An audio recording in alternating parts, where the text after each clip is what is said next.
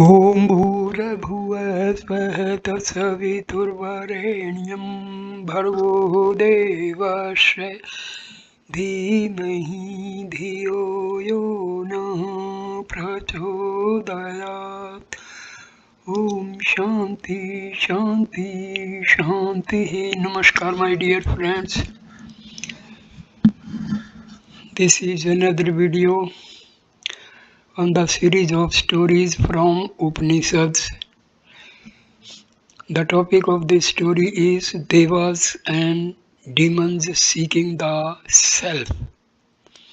This is a very famous story. Devas and demons, they wanted to know about the self, that is the Atma. So representatives of Devta,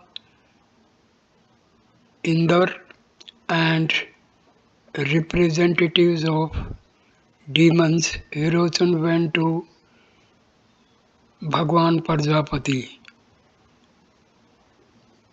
for seeking the self. At last Indra succeeded, but Virochana, out of his self-imposed egoity, did not succeed. So I start this video.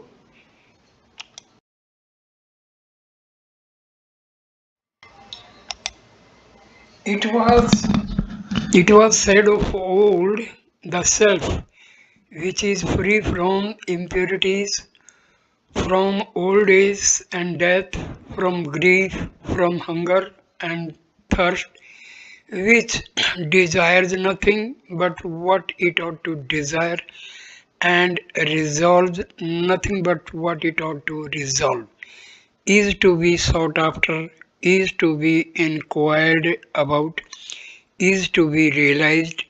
He who learns about the self and realizes it obtains all the words and all desires. This is from Chandogya Upanishad. This is the very heart of truth. The self must be known, otherwise all is lost. Sri Ramakrishna said it quite directly. The purpose of human life is knowing God. So, those who do not strive to know God are wasting their life. Gods and demons. The gods, Devas, and demons, Asuras, both heard of this truth, and they thought to themselves, let us seek after and realize this self, so that we may obtain all the worlds and all desires.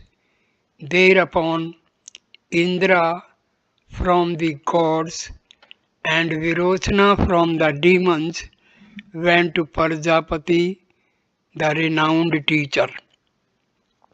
This is from Chandogya Upanishad 8.7.2, the 16th chapter of the Bhagavad.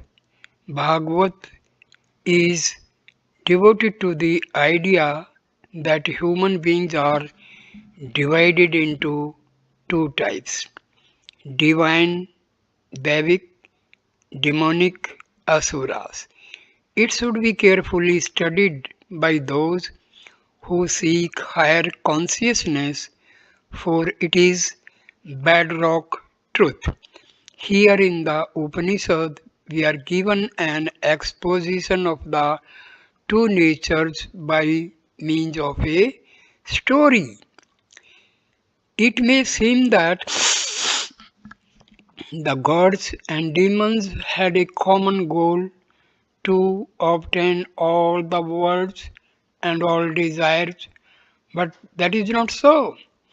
It was certainly the aim of the demons But the gods desired the realization of the self, although they certainly knew that all the worlds and all desires come to ignore of the self as a kind of side effect.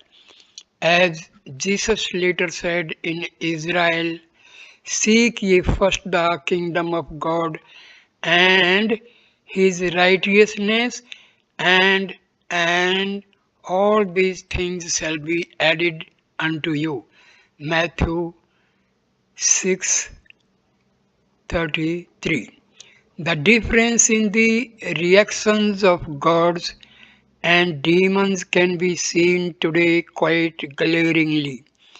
Multitudes of demons throughout the world are spouting that we are all God and everything is God, but with a complete misunderstanding of such statements.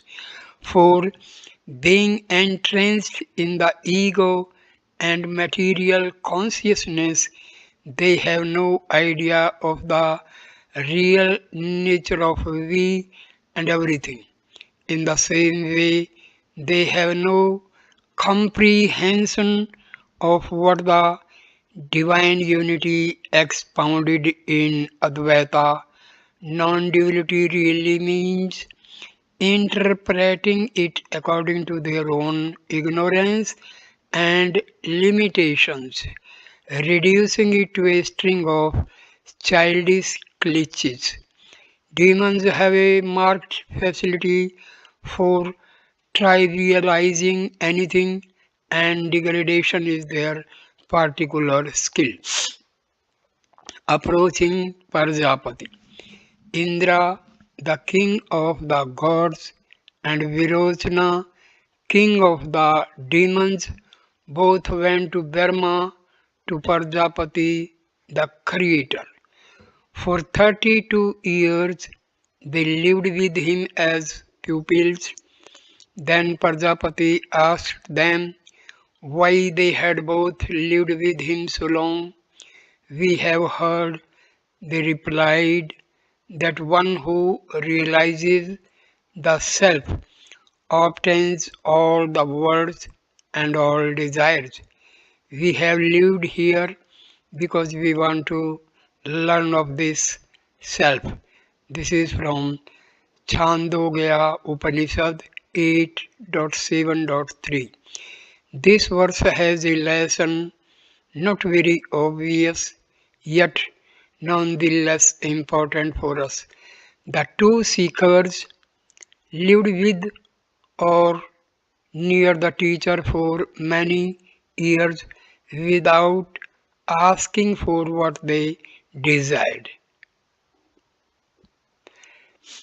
This is because the teacher should know the disciple and the disciple the guru. When one of my friends, Dr. Mukherjee, met his guru, Sri Swami Purnananda of Assam, he was astonished at his evident greatness and asked to become his disciple. Not now, the master answered. You must come to know me well, and I must know you well. Visit me as often as you can, and live with me for as much time as you can manage. Then, after 3 years of observing each other, we can talk about you learning yoga from me. What a contrast with the drum beating, self promoting gurus of today, including those that pretend to have high standards for accepting disciples, but really try to ensnare everyone their eyes rest upon. And here we see that Indra and Virochana, after 32 years, had not even brought up the subject of instruction. We need not take so long, but we should be very careful and not rush into accepting the teachings of anyone. That is one of the value of books. We can read them and discard them if we find them worthless without any conflict with the teacher. And we can apply them without becoming the teacher's slave or dependent on him. Now, we observe the first step in the discovery of the nature of the self. It is not uncommon in the ancient text for the truth to be presented as a kind of ladder, starting with either a dim perception of the truth or even a complete misunderstanding and leading upward bit by bit until the complete truth is comprehended. Just why this was done has not been said. Perhaps it was to know that even mistaken or partial ideas were to be seen as steps on the way to perfect understanding, or it may have been as a kind of yardstick by which the level of development of a person might be known. On the other hand, it may have been a showing of the logical progression of thought on a subject. However, it may be this account is part of that tradition. The body, the self. Then said Prajapati, that which is seen in the eye, that is the self, that is immortal, that is fearless, and that is Dharma.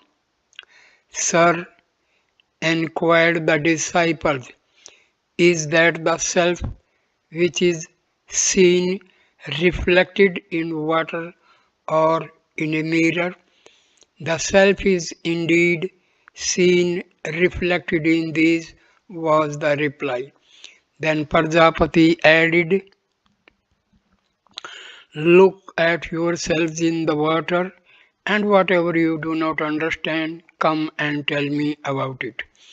Indra and Virochana gazed on their reflections in the water, and returning to the sage, they said, Sir, we have seen the self, we have seen even the hair and the nails. Then Prajapati bade them don their finest clothes and look again in the water. This they did, and returning to the sage, they said, we have seen the self exactly like ourselves, well adorned and in our finest clothes. To which Prajapati rejoined, the self is indeed seen in these. The self is immortal and fearless, and it is Dharma, and the pupils went away well pleased. This is from Chandogya Upanishad 8.7.4 and 8.8.1 to 3. Dharma asked the two enquirers to have experience for themselves, which they did. Notice that they were the first to put forth the idea that the body, which is seen reflected in the water or in a mirror, was the self. The teacher agreed. Puzzling as it seems, there is a great lesson here. It is better to be mistaken on our own than to have the truth imposed on us. I have known of teachers in India agreeing to very silly ideas or proposals put forth by disciples because they wanted them to learn for themselves the error of their thoughts. This is virtually unique to India and surely one of the reasons why so many disciples have become masters in their own right. It is better for an idea to be ours, even if wrong, than to bow to the belief of another, even if it is more correct. The Gita, chapter 3, stanza 35 says, better one's own dharma, though deficient, than the dharma of another, well performed. The dharma of another invites danger, and this applies to personal philosophy as well. Only when we have the freedom to make wrong conclusions will we develop the capacity for right conclusions. Intellectual integrity is of the utmost necessity. However, most religionists are opposed to it. Indra and Virochana went away well pleased, and this is normal. The whole world is happy in, in delusions and illusions. So, a religion or philosophy that satisfies us, answers all our questions, and in which we are happy may be completely worthless. But we need to discover that for ourselves, though their conclusions were wrong. Twice in this passage, Dharma has told them that Dharma is immortal and fearless. In this way, he planted the seed of truth in their minds. But Prajapati, looking after them, lamented thus, both of them departed without analyzing or discriminating and without truly comprehending the self. Whosoever follows a false doctrine of the self will perish.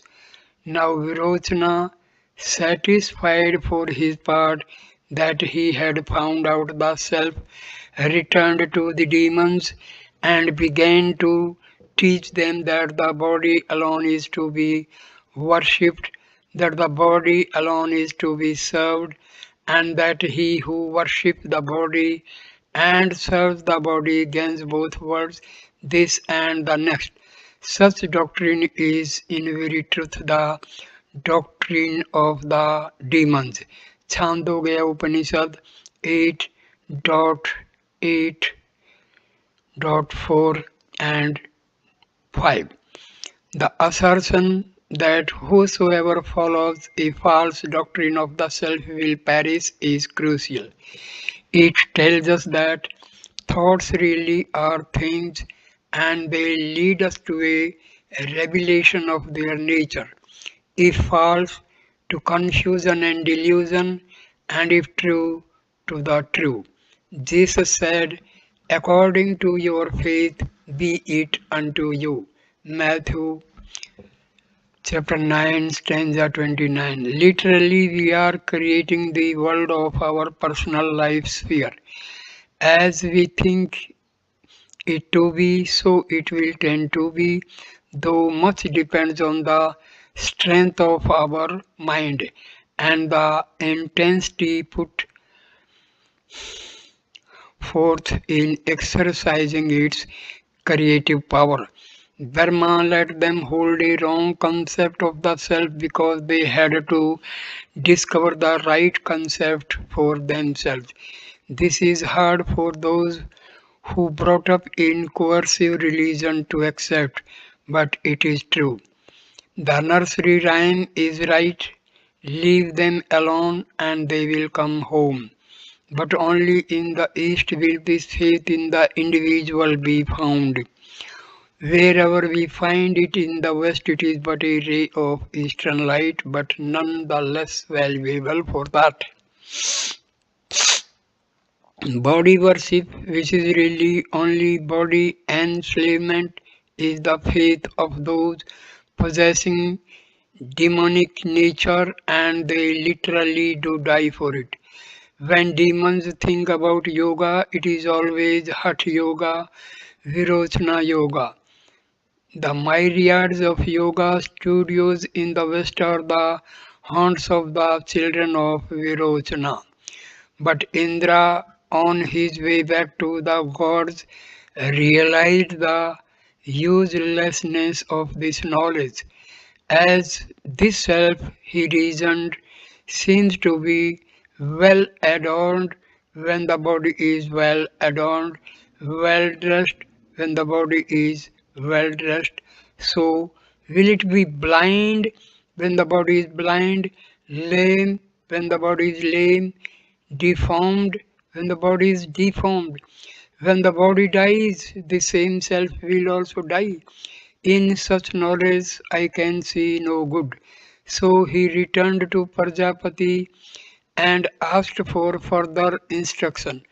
Prajapati required him to live with him for another 32 years, after which time he taught him thus. Chandogya Upanishad 8.9.1 to 3. In Eastern Christianity, they say that it is the nature of demons to fall and never rise, and of human beings to fall and rise over and over again. In the same way, it is the nature of human demons to adopt an error and hold to it throughout their life. But it is the nature of Davic human beings to keep sifting through their ideas, discarding the ones they discover to be mistaken and using the ones that are true as steps to even more and higher truth. Since Indra was not a demon, even before he got back to Indraloka, he understood the fallacy of identifying the body with the self. His reasoning is quite clear. So he returned to Burma for another period of time, after which he was again instructed. The astral body, the self. Brahma told him that which moves about in dreams, enjoying sensuous delights, and clothed in glory, that is the self, that is immortal, that is fearless, and that is Brahma. Pleased with what he had heard, Indra again departed, but before he had reached the other gods, he realized the uselessness of this knowledge also. True it is, he thought to himself, that this self is not blind when the body is blind, nor lame or hurt when the body is lame or hurt. But even in dreams, it is conscious of many sufferings. So, in this doctrine also, I can see no good. This is from Chandogya Upanishad 8.10.1 and 2. In the conscious waking state, it is the physical body, including the physical brain, that dominates our consciousness. But in the dream state, it is the astral body and brain that come into function and dominate our awareness. This astral body leaves the physical body at death, so it is usually mistaken for the spirit self by the various religions. But as Indra realized, this cannot be if the definition of the self formulated by the ancient rishis of India is believed to be accurate. We must go a step higher. There is another aspect to this. The astral body is the seat of emotions, and many religious people base their religion on noble and sacred emotions and feelings. This is a grave error and one that causes much trouble. For not only does it not lead to spiritual perception, it often leads downward to base emotions and desires. Wherever emotion holds sway in religion, their moral corruption is bound to lurk. The causal body, the self. So he went back to Prajapati for further instruction. Prajapati now bade him live with him for another 32 years, and when the time had passed, taught him, saying, when a man is sound asleep, free from dreams, and at perfect rest, that is the self. The self is immortal and fearless, and it is Brahma. Indra went away, but before he had reached his home, he felt the uselessness even of this knowledge. In reality, thought he, one does not know oneself as this or as that while asleep. One is not conscious, in fact, of any existence at all. The state of one in deep sleep is next to annihilation. I can see no good in this knowledge either. So once more Indra went back to Prajapati, who bade him stay with him yet 5 years. Chandogya Upanishad 8, 10, 3 and 4, 8, 11, 1, 2, 3. In dreamless sleep, the causal body is dominant, and even in India, there are people who try to identify it with the self and equate the dreamless sleep state with the eternal state of the self. This is because of the extreme subtlety of that condition. Here too, Indra's reasoning is as clear as it is inevitable. This too has another aspect to it. Many people base their religion on ideas, on theology, or what they call higher reason. This too leads away from the perception of spirit and imprisons it in the buddhi, which is meant to be a tool for our seeing beyond external perceptions. This is a kind of golden prison based on the error that the self can be known by the intellect.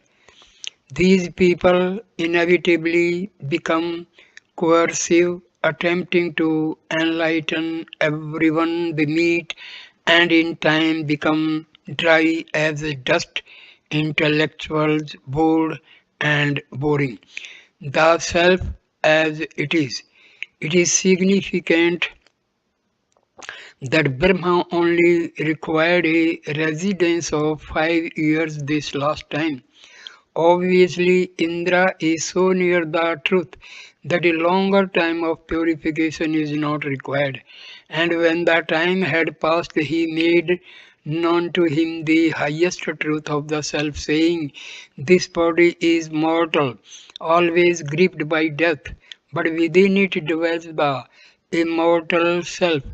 This self, when associated in our consciousness with the body, is subject to pleasure and pain, and so long as this association continues, freedom from pleasure and pain can no man find.